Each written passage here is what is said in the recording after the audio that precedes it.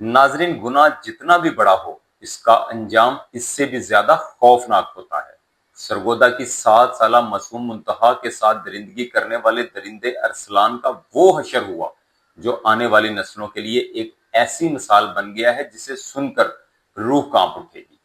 अस्सलाम वालेकुम नाजरीन, मैं हूं मियां। नाजरीन, 7 साला मासूम बच्ची का गलीज तरीन मुजरम अरसलान जब सीसीडी के हाथों अपने अंजाम को पहुंचा तो इसकी लाश का पोस्टमार्टम BHQ अस्पताल सरगोदा में मुकम्मल किया गया। लेकिन इबरत का सिलसिला यहाँ खत्म नहीं हुआ, बल्कि यहाँ से शुरू हुआ। पोस्टमार्टम मुकम्मल होने के बाद इस सफाक मुजरम की लाश को लेने इसका एक भी सगा रिश्तेदार अस्पताल नहीं आया। वो खून जिसने एक मासूम बच्ची पर रहम नहीं खाया था, आज इसके अपने खून ने इससे रिश्ता तोड़ लिया और लाश को लावारिस छोड़ दिया।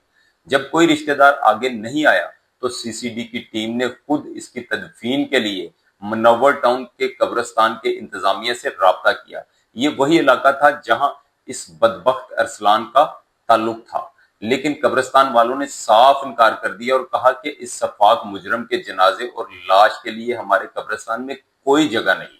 इसके बाद हैदराबाद टाउन सरगोदा के कब्रिस्तान के इंतजामिया से भी राब्ता किया गया, लेकिन वहां से भी वही जवाब मिला। नफरत और दुदकार मुजरम की बॉडी घंटों अस्पताल में लवारस पड़ी रही। आखिरकार सीसीडी ने इसकी लाश को चक नंबर 57 सरगोदा के एक कब्रिस्तान में खामोशी से दफन करवाया। जमीन ने भी इस दरिंदे को कबूल करने से इनकार कर दिया। नाजरीन, लेकिन बात यहीं खत्म नहीं होती। इस पूरे घिनौने जुर्म में कहानी का एक और रुख भी सामने आया है। जब मासूम मुंतहा हनीफ करियाना स्टोर के नीचे चीज लेने गई तो वहां अकेला अरसलान नहीं था, बल्कि 2 से 3 लोग और भी मौजूद थे। सवाल ये पैदा होता है कि इन सब की मौजूदगी में अरसलान अकेला बच्ची को ऊपर दूसरी मंजिल पर कैसे ले गया, और जब बच्ची के घर वाले इसे ढूंढते हुए दुकान पर पहुंचे तो वहां मौजूद लोग बातों को टालते रहे। ये टाल मटोल इस बात का वाज़ेह सबूत है कि इन सबको इस घिनौने मामले का इल्म था और वो भी इस जुर्म में बराबर के शरीक थे। जब पुलिस वहां पहुंची तो हनीफ करियाना स्टोर की इसी दूसरी मंजिल से मासूम मुंतहा की लाश बरामद हुई। इस खौफनाक वाक़े के बाद आज कमिश्नर सरगोदा, RPO और डिप्टी कमिश्नर मासूम मुंतहा के घर पहुंचे। उन्होंने बच्ची के गमजदा खानदान को यकीन दिलाया कि इस जुर्म में शामिल किसी भी शख्स को माफ नहीं किया जाएगा। चूंकि अरसलान ने अपना जुर्म कबूल कर लिया था, इसलिए वो अपने अंजाम को पहुंच चुका है।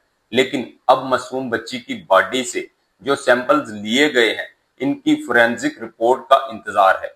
वो रिपोर्ट जिसके DNA से मैच होगी, वो भी तमाम सहूलतकार अपने इबरतनाक अंजाम को पहुंच जाएंगे। नाजरीन, ये वाकयातन बहुत ही दुख और दिल को दहला देने वाला वाकया है, लेकिन इससे एक सबक जरूर मिलता है कि जो लोग इस माशरे को गंदा कर रहे हैं, जो ऐसे नासूर हैं, इनका अंजाम दुनिया और आखिरत दोनों में ऐसा जलीलो ख्वार ही होने वाला है।